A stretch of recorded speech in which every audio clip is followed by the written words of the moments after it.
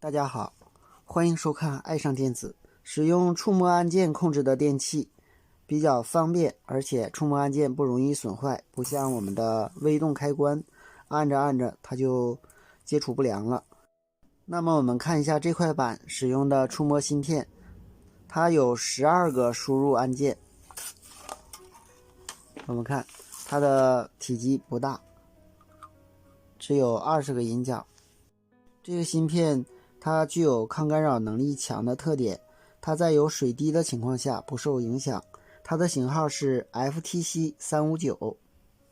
它的1到8角是输入角，是 K5 到 K12 的输入，也就是说我们这个触摸按键输入直接通过导线连到我们这个芯片的引脚上，也可以通过引脚和我们的触摸按键之间串联 1K 到470V的电阻，当然这里不连也是可以的。它的9角就是接地角，接电源的地，它的供电是3伏到 5.5伏，供电范围还是很宽的。它的10角是灵敏度调节，当空角的时候，也就是说当空起来的时候，它的灵敏度是最高的，当接地的时候，它的灵敏度是最低的。它的11到14角是数据输出角，输出的是2进制数码。15角是供电，16角是基准电压引脚，外接基准电压电容。我们看它是接的特殊的电容，一个引脚接供电，一个引脚是接我们的16角，15角就是供电。17角到20角是 K1 到 K4 的输入引脚，与我们刚才说的1到8角是一样的。好，我们看一下这个电路图，1到8角是 K5 到 K12 输入，中间可以串 1K 的电阻到470V的电阻，也可以直接接上。刚才我们的板就是直接接上的。它的9角是接地，10角是灵敏度调节引脚，当空角的时候是灵敏度最高的，当接地的时候是灵敏度最低的。它的D0到D3引脚就是2进制输出数据引脚，主要是用来接单片机的，也可以用这个指示灯来显示这段接供电，因为它是下拉式的输出，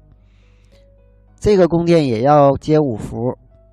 它的供电我们刚才说过了，是3伏到 5.5伏。16角是基准电压引脚，外部接这个基准电压电容，这个电容呢是特殊的电容。K1 到 K4 与我们的1到8角是一样的，也是触摸按键输入。这一端是它各引脚的功能，感兴趣的朋友呢可以仔细看一下。当我们按下按键 K1 的时候，它的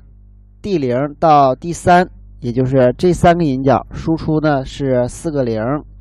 在不按的时候，也就是说没有按键输入的时候，输出是4个1，也就是4个5伏高电位。当按下 K2 的时候，